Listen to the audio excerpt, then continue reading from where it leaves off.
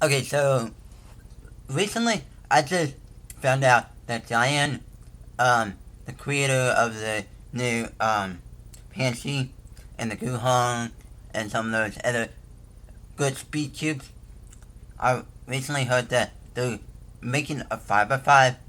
Well, I would show you pictures of it right now, but stupid computer for not responding correctly so that I can get the pictures and save them onto my computer so that I can show you. But what you're seeing is not really the giant 5x5, it's just a standard 5x5 that picture that I found online. But anyway, that's not the giant 5x5. But down below is a link to a speed solving forum thread about the new giant 5x5 and pictures to it, links down there.